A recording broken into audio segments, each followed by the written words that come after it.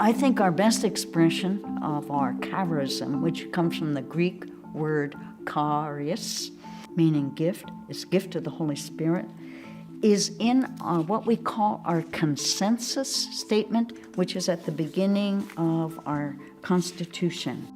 In 1969, we have this consensus statement, and I fell in love with it, because the consensus statement says, stimulated by the Holy Spirit of love, the Sister of St. Joseph moves always to our profound love of God and love of neighbor, without distinction, from whom she does not separate herself, and whom in the service of the neighbor she works to promote unity with neighbor and neighbor with God. I thought, to take for your mission that you're going to reconcile neighbor with neighbor and neighbor with God as a life mission. Then I said, we're going to be here a long time. We didn't talk a lot about the charism in our early days. At least I don't remember that. We never used the word charism in those days. We never even knew what that meant. I didn't even know the word.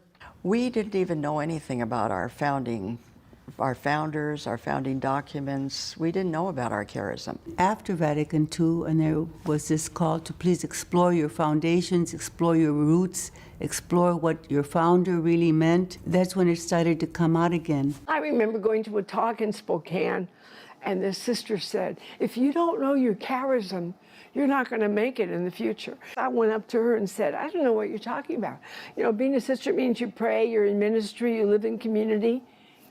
What are you talking about? She goes, oh, the spirit of your community. What our sisters have done through the centuries is, and I love this, go out to the four corners of the city, look at what is not being done, and if no one else is doing it, take it up and do it.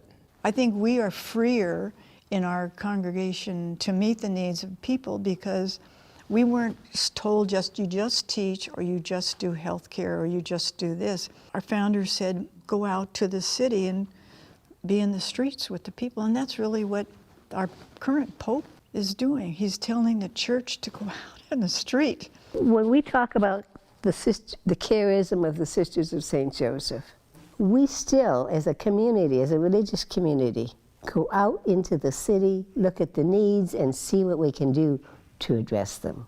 In the former days, pre-Vatican II, I think discernment was done by our superiors who saw the needs that bishops, archbishops, pastors, and so on were asking for, and they would be looking for who would best fit that.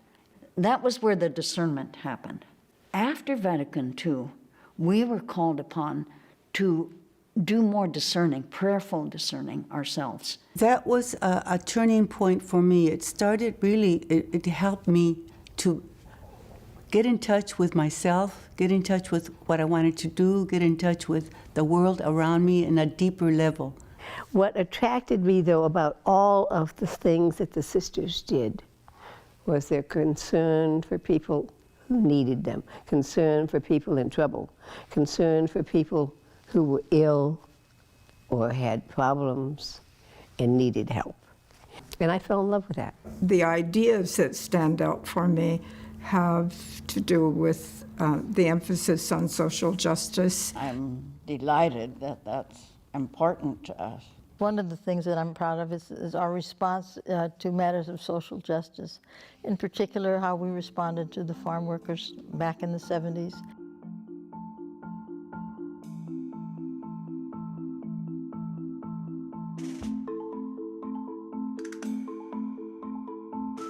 We are doing what we say we're doing. We are saying that we are trying to transform the world.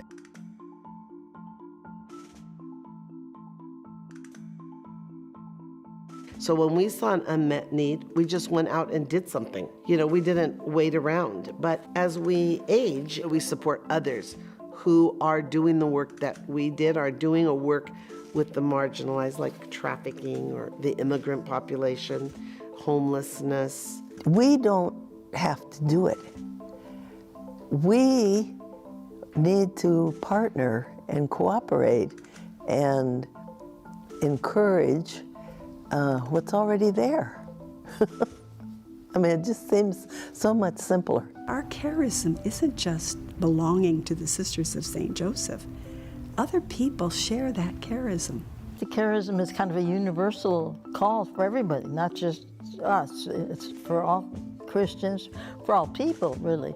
Our charism, by definition, is so simple in meaning. Nudging us forward in a unifying love. It can be easily carried out. Taking care of or serving the dear neighbor without distinction. Nobody should be left out. Everybody matters. We are there for everyone.